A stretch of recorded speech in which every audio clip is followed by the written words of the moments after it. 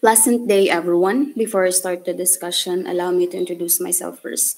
I am Maria Nicole Ibero, and my group mates for this report are Ms. Colles, Ms. Sastre, Ms. Aquino, Ms. Peñafel, and Mr. Macasero.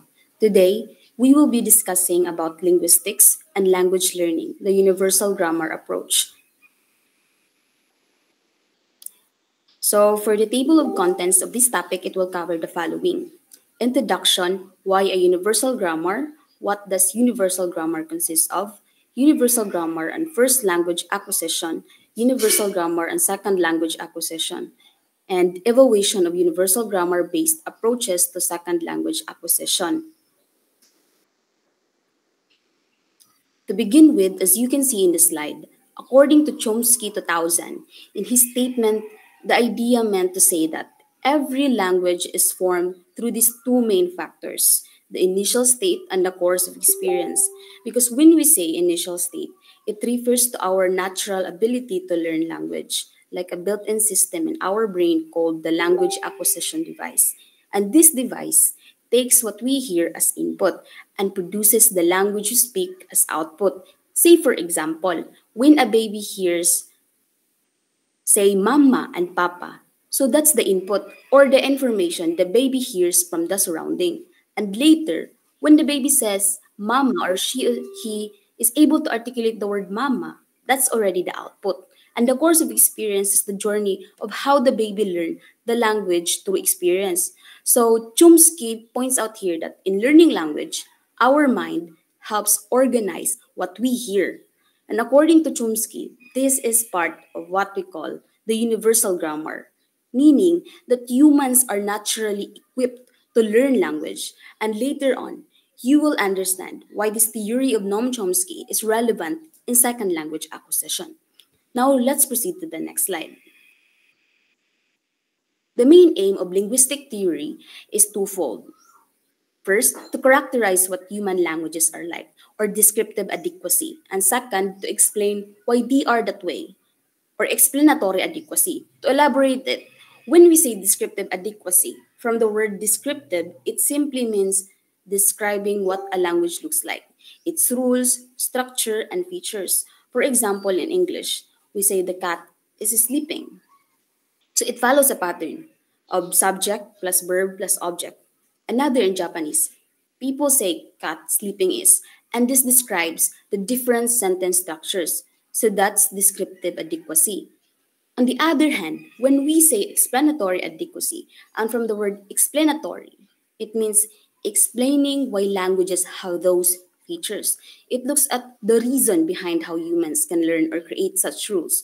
For example, in the question, why can a child easily learn both English and Japanese sentence order? The reason is because of the universal grammar in the brain that helps them understand different language patterns. So that's explanatory adequacy. And in terms of second language acquisition, a linguistic approach tries to describe how learners use the new language and explain why their language sounds or looks the way it does. And moving on to the next slide, and I hope you are following, guys. So this time, we will understand the aims of linguistic research, and that is to answer the following questions. What constitutes knowledge of language? How is knowledge of language acquired? How is knowledge of language put to use? Let's focus on the first one. What constitutes knowledge of language? Linguistic theory studies how language is represented in the mind.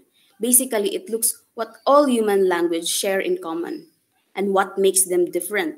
The universal grammar approach says that all humans are born with a universal set of principles and parameters.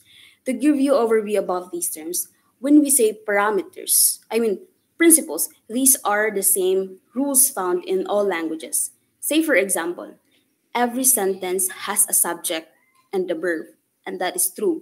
We could observe that in different languages, and that is principles. Meanwhile, parameters, these are the choices or options that make languages different from each other. For example, Some languages differ in word order because not all languages follow subject plus verb plus object, just like in Japanese language, because they follow subject plus object plus verb instead. But this concept will be further discussed later on by the following reporters. So on to the next slide. In his later theory called the minimalist program, Chomsky focused on the lexicon, which means the collection of words in a language.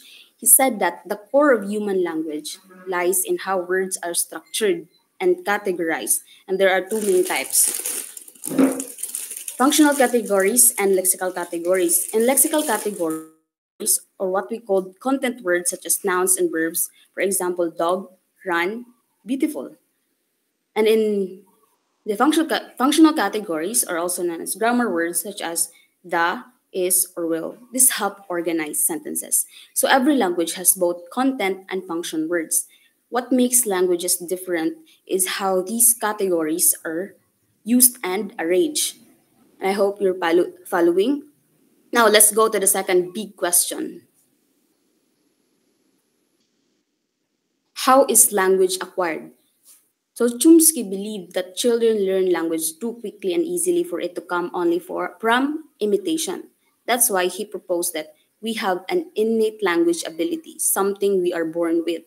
He called this the universal grammar, which is a kind of genetic blueprint that already guides us in building language. For example, even if a baby grows up in Japan or the Philippines, that baby can learn any language they are exposed to because the capacity is already in the brain. And the environment just helps to add details on already knowledge about language. And when it comes to second language learning, researchers consider other theoretical point of view. So here are the two. First, L2 grammars are fully constrained by universal grammar. This means second language learners still use the universal grammar when learning another language. For example, when learning English, a Filipino student might start with Filipino sentence rules, but then adjust based on the new input. Second, the universal grammar does not constrain L2 grammars or universal grammar is impaired. This means that adult learners might not use universal grammar as naturally as children do. Instead, they rely more on general learning skills like memorization or pattern recognition. And that's it for my part. The next reporter will continue the discussion. Thank you. Everyone, I am the second reporter, and today I will be discussing the how is knowledge of language put to use. So the UG approach is concerned with the abstract mental representation of language and the computational mechanism associated with it, which all human beings possess, which is commonly called competence. It is not about the performance, about how language is used in real life. So for this slide, the universal grammar or the UG approach talks about how our brain handle language. It's more about what we know about the language, not really how we use it in everyday life.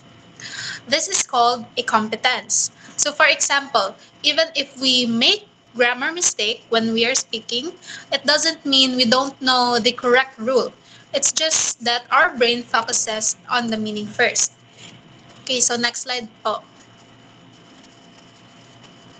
So now, here are some reasons why universal grammar is believed to be part of how kids learn their first language. So first is the children go through different stages when learning to talk.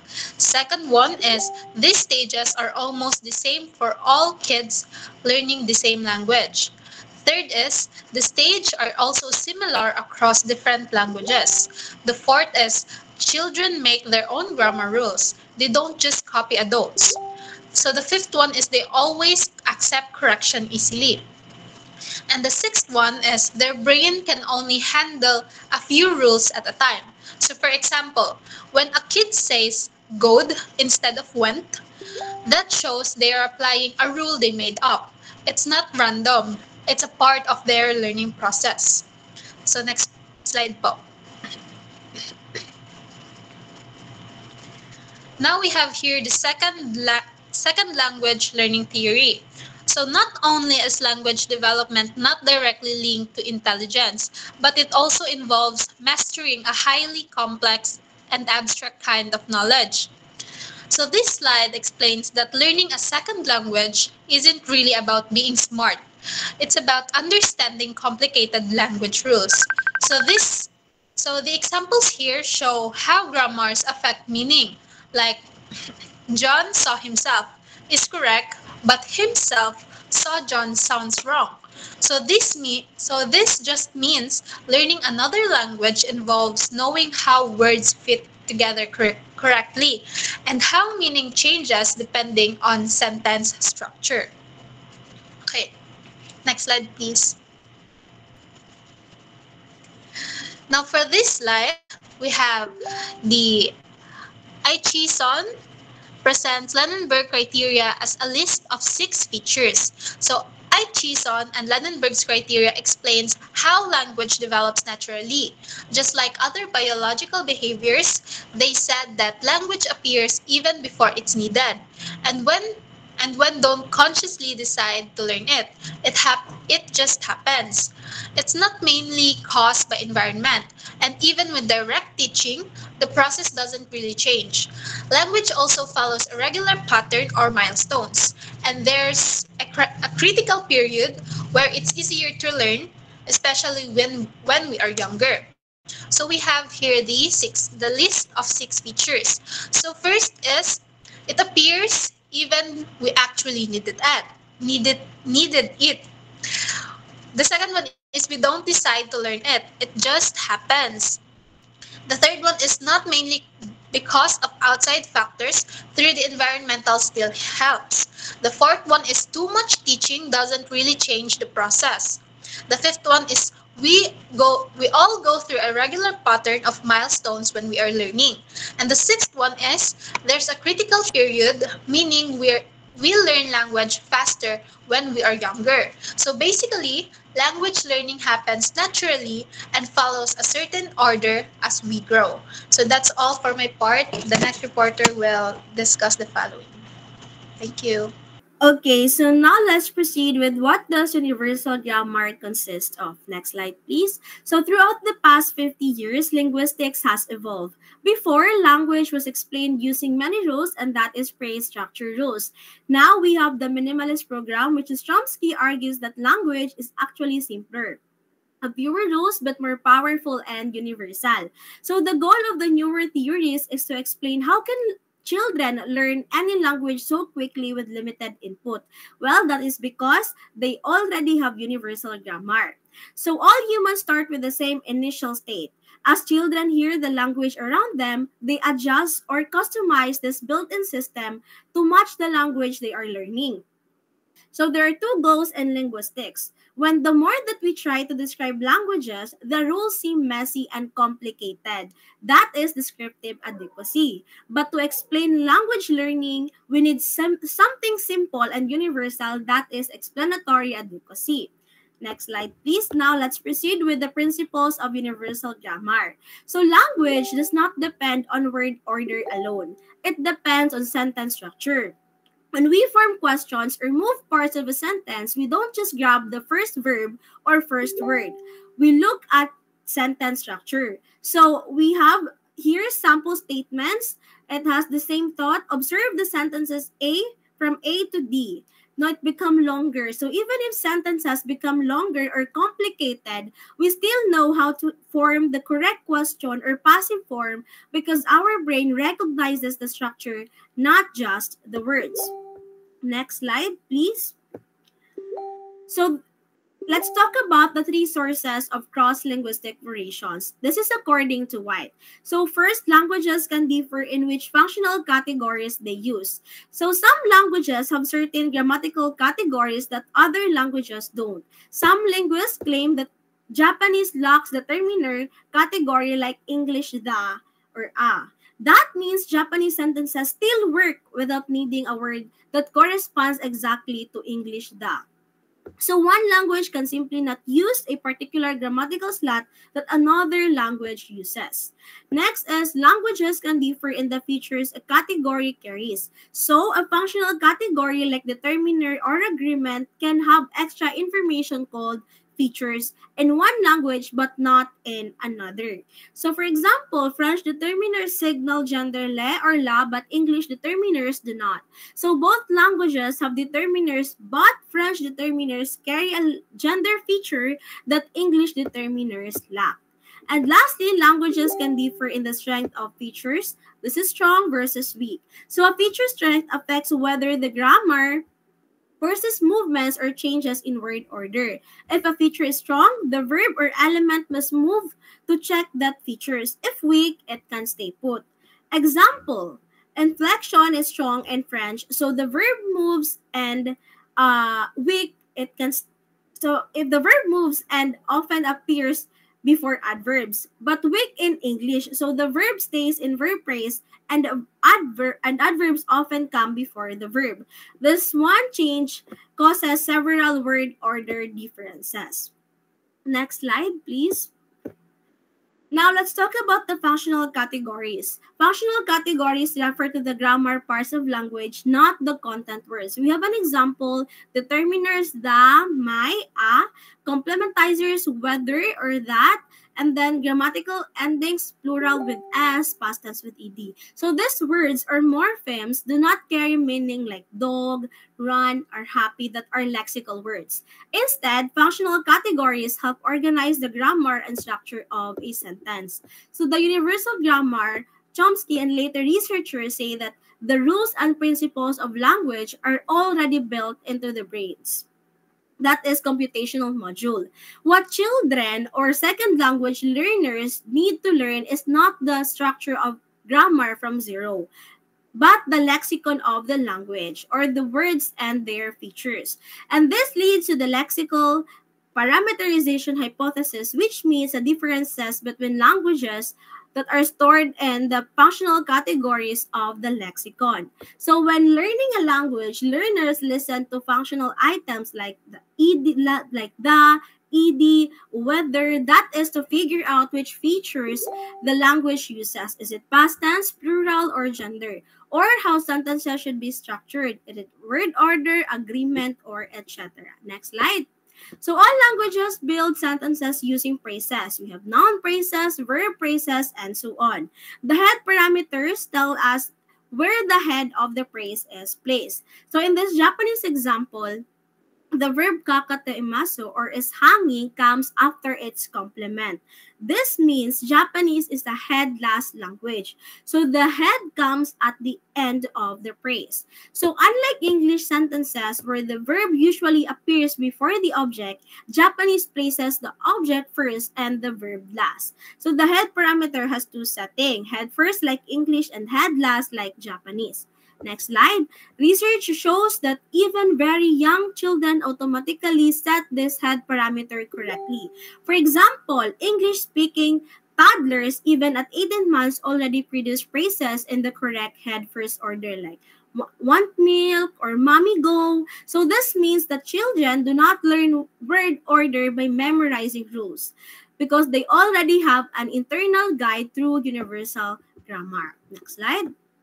So Chomsky says that we are all born with a language faculty, which is like a built-in system in our brain that help us learn any language. So he compares it to a new network with switches. The network represents the universal rules of language or universal grammar, and the switches represents the parameters, which is the options that change depending on the language that we learn. So when a child hears people speak, the brain automatically flips the switches to match that language. For example, if the switch is flipped one way, then the child learns English. If the switch is flipped another way, then the child learns Japanese. So children don't learn language from zero.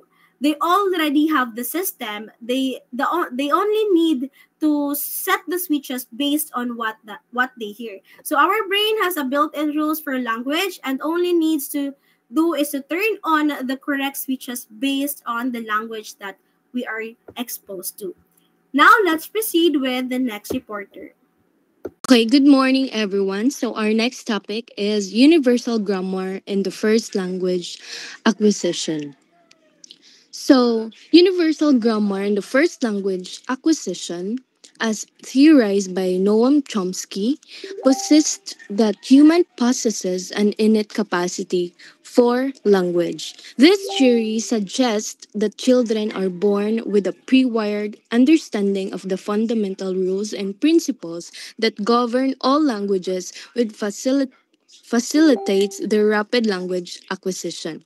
So we have here the key concepts, as you can see, the universal grammar or the UG, the idea that all humans have innate knowledge. This innate knowledge, known as universal grammar, helps them learn their first language efficiently, enabling them to adjust language specific settings or parameters based on the language they hear.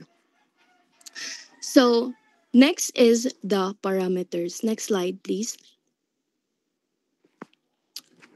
So, with the help of the parameters, this enables them to expand basic word combinations like, as you can see in the example, the category, which is the XO, it's called the category. And then the complement. So with the use of this word, the combinations like cap and the T, it involves a correct grammatical phrases. So next slide. So in the next slide, as you can see, we have the head, specifier, and the complement. So this in the language are constructed using the three key components: the head, which is the core element, the specifier, which modifies the head, and the complement, which provides additional information to complete the head's meaning. For example, a phrase like incredibly clever at making excuses can be broken down into these components to illustrate how they contribute to the overall meaning and structure of the praise. As you can see in the example, the specifier. We have the specifier, which is the incredibly and then clever, and then next is the complement. So, next slide, please.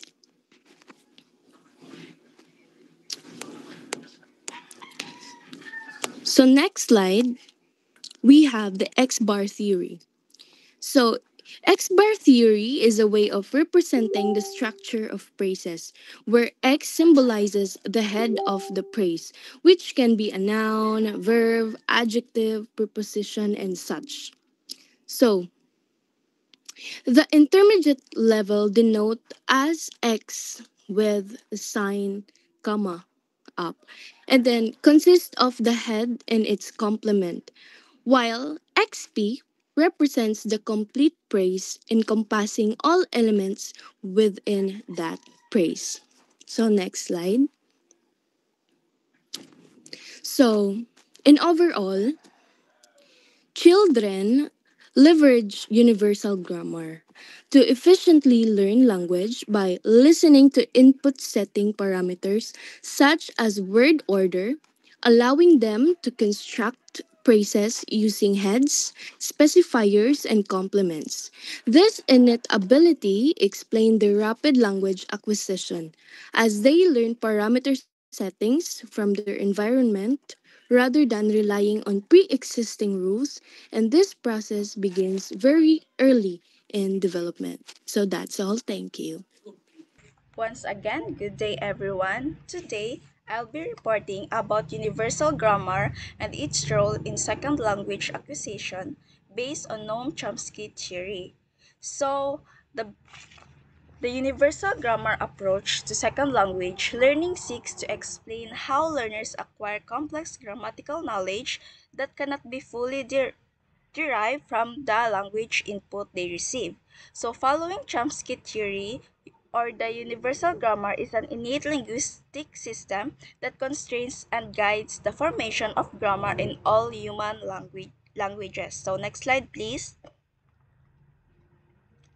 So the big question is, does the universal grammar also help us when learning a second language? So when it comes to learning a second language, there are two major hypotheses. So we have the full access hypothesis and the partial access hypothesis. So when we say full access hypothesis, according to the full access hypothesis, even adults can still use the universal grammar. They can reset parameters from their first language to match the new one. So, for example, Japanese allows dropping subjects, but English requires them. So, Japanese learners must learn to always include subjects like he eats, not just eats. So, their mistakes are part of interlanguage development, not proof that universal grammar is done. So, when we say partial access to universal grammar, so it says that adults can use some parts of universal grammar but not all. They depend on both universal grammar and general learning processes like patterns, recognition, and memory. For example, English speakers learning Japanese may not fully master dropping topics or subjects because their first language grammar settings are already fixed. So this explains why adult learners can become fluent but rarely reach native-like grammar. So next slide please po. So now let's proceed to the evidence and criticism. So researchers have conducted numerous studies to determine whether second language learners demonstrate the universal grammar consistent knowledge. So the evidence is mixed. So some findings support universal grammar influence while others emphasize cognitive or environmental explanations. So this section divided into two, the evidence supporting UG and challenges and criticism, and integrative approaches combining the universal grammar with other theories. So now let's proceed to the evidence supporting universal grammar. So learners sometimes understand grammar rules that are not taught directly. For example, they know that who did Mary say that John saw? So it is wrong because of that trace constraint a subtle of universal grammar rule. So it is studies by White 2003 and Hawkins 2001 that shows the second language learner use the universal grammar like institutions. So now, let's proceed to the challenges and criticism. So however, many researchers argue that universal grammar cannot fully explain the second language accusation. So adults often achieve lower success rates and so much greater variation outcomes. So the critical period hypothesis suggests that access to universal grammar declines with age. So other theories such as cognitive and social cultural approaches highlight factors the universal grammar ignores, like memories, attention, and processing capacity. So, lastly, the integrative approaches combining the universal grammar with other theories. So, next slide please po. So, modern research now combines the universal grammar with other theories. So, it says that language learning involves in universal grammar the biological foundation for grammar, while the cognitive skills it is to analyze and remember patterns, and lastly, the social interaction it is used to language meaningfully. So, in conclusion, the universal grammar helps explain how we learn complex grammar from limited input. It clearly shapes first language learning and continues to influence second language learning. But along with cognitive and social factors, language learning is best understood as a mix of innate ability and experience. That's all my part. Thank you. Evaluation of universal grammar based approach to second language acquisition. So good day everyone. Today I will be discussing the universal grammar or UG hypothesis and how it has been evaluated in the field of second language acquisition, commonly known as SLA. My report will cover three major areas. First, the universal grammar hypothesis itself. Second is the evidence supporting universal grammar in adult language learning. And third, some key criticism and limitations of this approach. So, next slide. Wait lang, Trent. Balik ka. Good to mo ka nang magsugod ka with greetings. With feelings. Kung ganiha, gibuhat ni mo ba? Sige, sige, sige. So, 1, 2, 3, go. Evaluation of universal grammar based approaches to second language acquisition. So, good day, everyone. Today, I will be discussing the universal grammar or UG hypothesis and how it has been evaluated in the field of second language acquisition. So, commonly known as SLA. And my report will cover three major areas. First is the universal grammar hypothesis itself. Second is the evidence supporting universal grammar in adult language learning. And third, some key criticism and limitation of this approach. Next slide. So, universal grammar. Universal grammar refers to the set of principles and parameters that, according to Noam Chomsky, are shared by all human languages. These principles form part of our innate biological capacity for language. In first language acquisition, universal grammar explains why children learn language quickly and consistently despite limited input. So in SLA, however, the main question is, does universal grammar remain accessible after childhood? So researchers have proposed three major hypotheses. So number one is the full access hypothesis. According to White in 2003, adult learners still have complete access to universal grammar just like children. So this means adults can rely on innate principles to guide their second language development. Number two is the partial access hypothesis. So proposed by scholars like Squires and Spruce on 1996. So this view argues that some parts of universal grammar remain available but others do not. So adults may rely on universal grammar for certain structures, but past experiences from their first language may limit full access. So last one is the no access hypothesis by Blaise Vroman in 1990. Uh, he argues that universal grammar is no longer available after childhood, and adults must rely on general cognitive skills such as um, problem solving and pattern learning. In other words, adult SLA does not operate through the same innate system used by the children. So these three positions uh, form the basis of ongoing debates about how adults learn languages and whether biological mechanisms continue to play a role. So next slide. So the evidence supporting in universal grammar in SLA. Several studies provide supports for idea that universal grammar still influences adult learners. So one example comes from White in 1989, who found that learners often make grammatical judgment that go beyond the input they receive.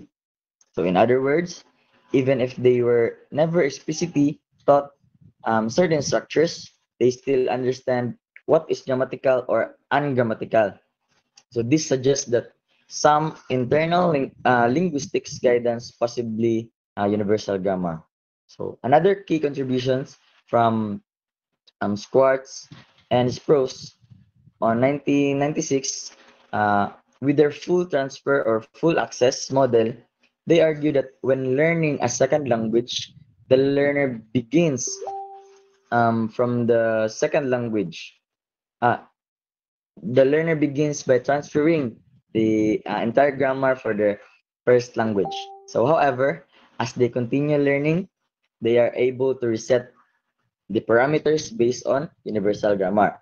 So this means universal grammar still plays on the active role in reshaping their interlanguage system. So taken together, these findings show that many adult learners demonstrate knowledge that is not simply copied from the input or learned through memorization. So this supports the idea that universal grammar may contribute to how second languages are acquired. So next slide.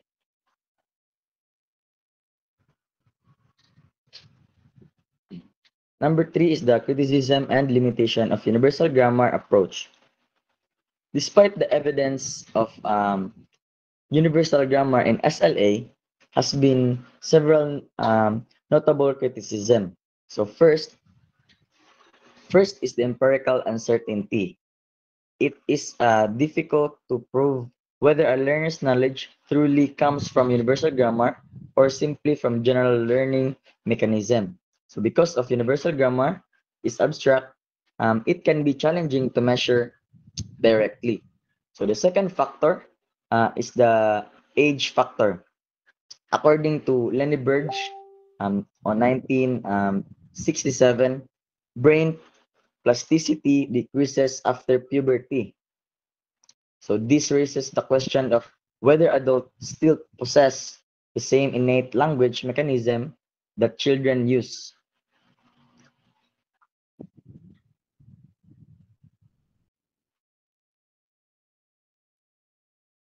The decline in ultimate attainment for most adult learners support this concern. So number 3 is um, these are strong alternative models. So usage-based, cognitive, and interactionist approaches argue that language learning can be explained through exposure, pattern, recognition, frequency of input, and social interaction without needing to assume the presence of universal grammar. So these approaches provide rich empirical data showing that learners rely heavy on experience and cognitive processes rather than innate grammar. So overall, while universal grammar-based approach offer valuable insights, they do not fully account for the complexity and variability found in adult SLA. Many researchers now believe that universal grammar may play some role, but it is not complete explanation. So to conclude, universal grammar provides an influential framework in SLA, proposing that innate principles continue to shape second language learning, and the evidence shows that adult learners sometimes demonstrate knowledge beyond what they are explicitly taught, suggesting provide universal grammar involvement. However, criticism such as difficulties proving universal grammar's influence, age-related limitations, and strong competing theories highlights that universal grammar alone cannot explain the full picture of SLA. So universal grammar remains an important but debated component of understanding how adults learn languages, and current research continues to explore how innate mechanism and experience interact in the process of acquiring a second language. So that's all for our report. Thank you so much for listening, and that's all. Thank you.